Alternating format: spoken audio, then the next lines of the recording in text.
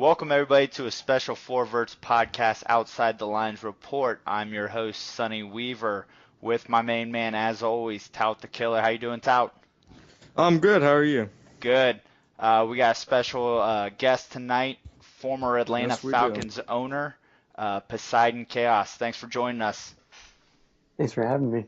No problem. So, as many people know, kind of a mythical, almost monumental story was Poseidon Chaos's departure from MBL. Yeah. We're going to take a little bit of a dive into that tonight. We're going to see where you're at today, see where you came from, see where you're going, and hopefully fill in our viewers and listeners a little bit more as to what's been going on in your world. Let's go ahead and just dive right in. So, since you left MBL, what have you been up to?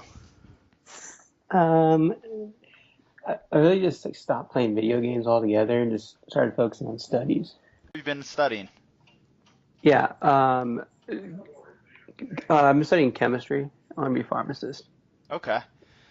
All right. So What type of chemistry are you studying? Right now it's organic and it sucks. I can imagine. So you left MBL on somewhat controversial terms. I think a lot of people really want to know kind of what happened. What led to the demise of Poseidon Chaos. I think it probably would have started back when the crash happened. I think that's when everything started going downhill. Well, how about you just start from the beginning? Just tell us what happened for all of you that don't know. Honestly, I really don't have any recollection of the actual crash. I remember waking up in the hospital, man. I don't remember the crash at all. So after the crash, you stayed around for a little bit. I think you were back with the league there within a couple weeks. Tell us a little bit about that journey back, to recovery. I mean, I had a couple surgeries, and just being in the hospital, I think it was a whole week and a half. Gave me time to think, and then when I came back to MBL, I only got to play a few games before other stuff happened, and then I just ultimately left the league. Right. What other stuff happened?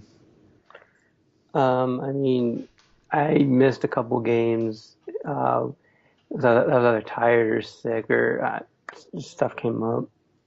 I think a lot of people are curious.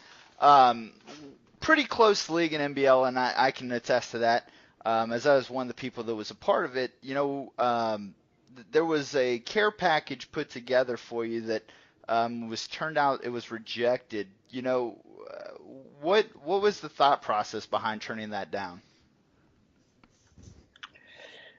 I don't want to go into too much detail, but it was mostly because I was really afraid of what my parents would think. Why would your parents be mad that we're trying to help someone that just went through a life-changing experience? They just don't like me talking about personal stuff to people I don't know. They're really strict. That's why I want to comment. I don't want to comment much more on that. Okay.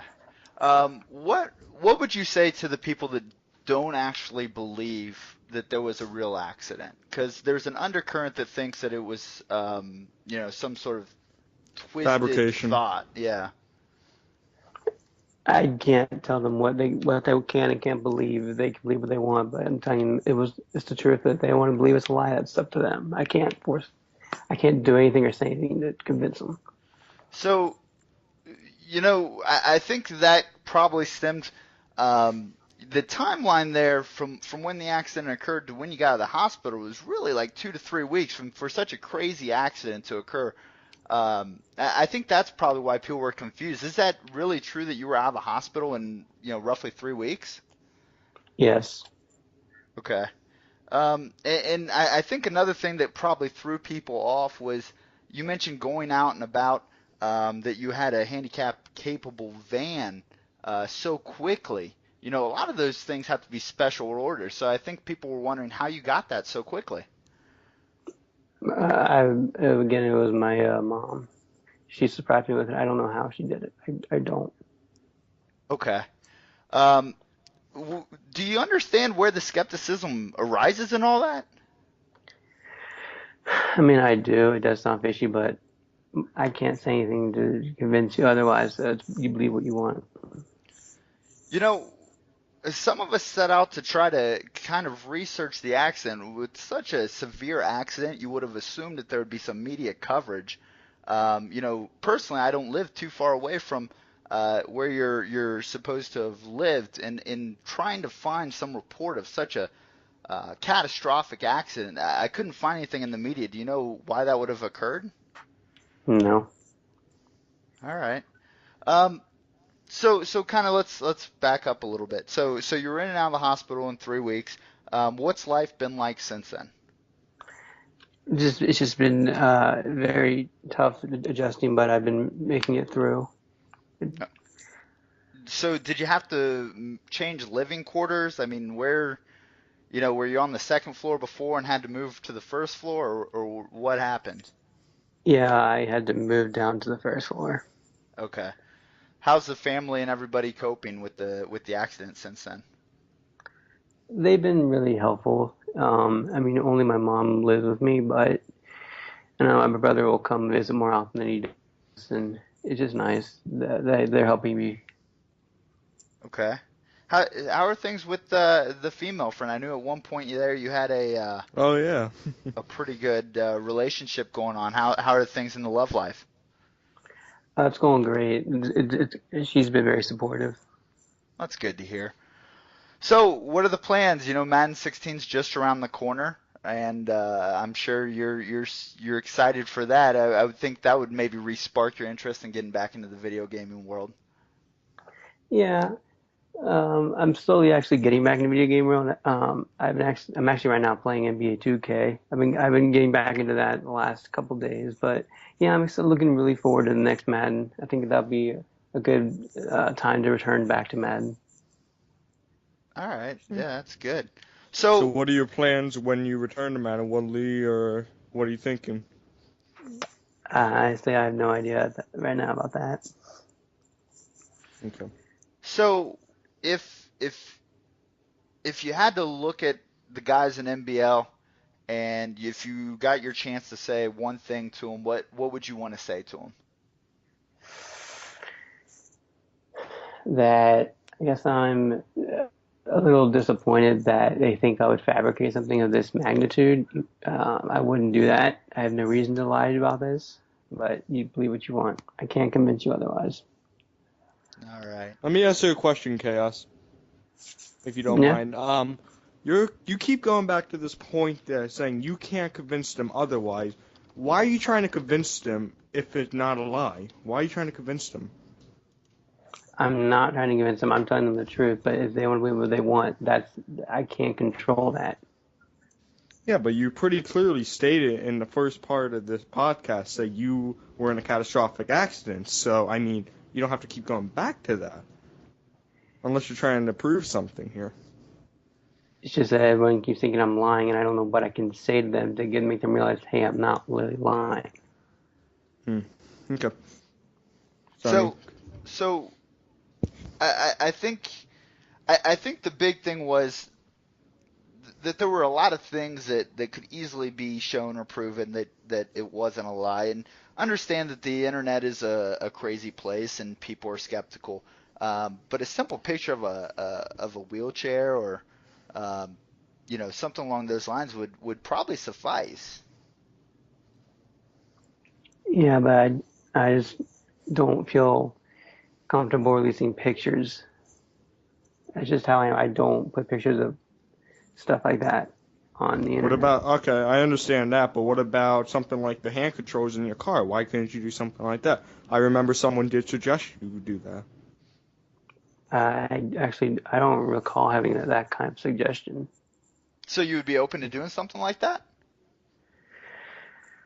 I mean, if you guys really want me to, I could. Well, I mean, we totally would love to clear your name because it's one of those things where I think there's a split contingency among the league. Some are in, some are out. I think you had a great reputation in the league, and it would be great to be able to clear your name with something like that. Yeah, I mean, it's doable. Oh, okay, great. We look forward to getting those pictures we would love for this to be the time that we get to clear your name and hopefully if you get a chance to come back into Madden, this would be a great way to clear your name and accept you back into the league. We've done some great Yeah. things with the league. We'd love to bring you back in. Yeah, and I would love to be back in. I mean, honestly, NBL was the best league I was ever in. You know, and and Okay. and that's great to hear. We're excited to see these pictures and see this and really share it. We'd love to get it up with this podcast eventually. Get those pictures up there and prove to the world that you are telling the truth. Yeah. Yeah. All right. Well, we look forward to getting those pictures. I think you said your piece there with MBL, and we thank you for coming on the show today. Yeah. Do you Yeah, have thanks anything for else you want to add before we go? Just thanks for having me. Yeah, no problem, Okay. man. Thanks Thank for you. coming on. Yeah, no problem. As most can tell, the interview was quite awkward. At one point, his dad or stepdad came into the room and asked him what he was up to.